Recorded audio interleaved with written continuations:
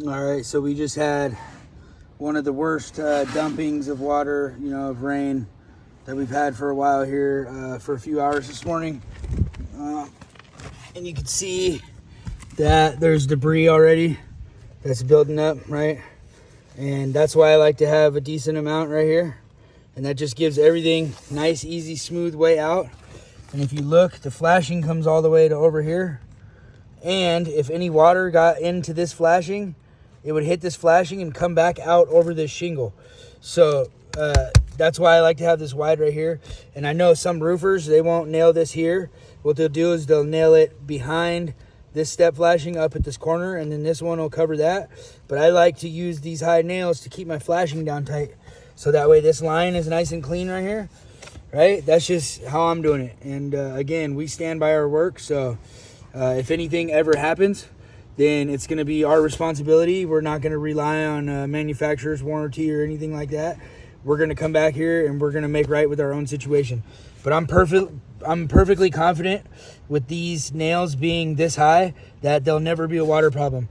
Not only that, but when I go to do the siding on this wall, I'm going to run a piece of butyl tape that goes right here. That's basically going to add to the height of this flashing, and then I'll paper down over that.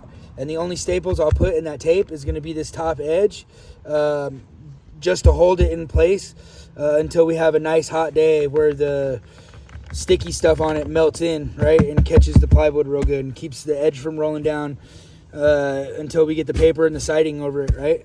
And then the other thing is people were talking about how I started my roof right here. But the thing is, once I got my roofing on here, you can see I do the 1-inch overhang with the roofing. But down here, I left my starter strip kind of flush back there. Because again, I want that seal right there. Right here, I have ice and water. Right here, I got ice and water. And you can see it's already pretty stuck on there. That's the ice and water right there, right? So it's already adhered itself to the flashing. Then I got this right here, and I nailed it right here, which is about 1 inch, right?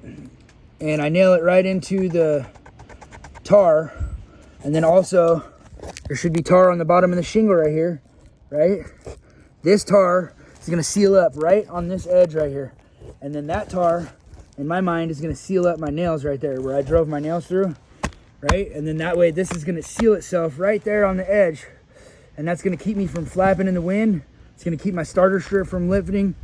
And it's gonna allow for less stuff to get under there because this is gonna be melted right to the edge like that, right? And then my gutters are gonna slide right up under this flashing right here, right? And that's gonna keep everything going into the gutters.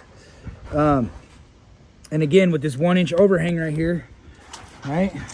And my diverter flashing should drop everything right into the gutter, right? And I left myself plenty of room right here. And again, I left my nails super high, so that's at least 3 inches up the wall, right?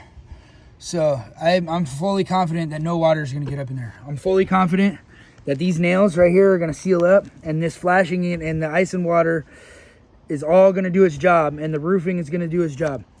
And if you look up here where your roofing overlaps, where are you nailing your nails? Right where the seal strip is gonna be right over the nails and seal the nails up. So if it works here, and then why wouldn't it work right here, right? So that's my basic principles for that. So again, people can judge per the internet and say that we're all wrong and blah, blah, blah, blah, blah, but it's all good. I'm not worried about it at all. Again, we stand by our work and what we do, and we're gonna leave it at that. And if a customer ever has any issues with any of the craftsmanship on our work, then we will be back to fix it free of charge. All right, you guys have a great day.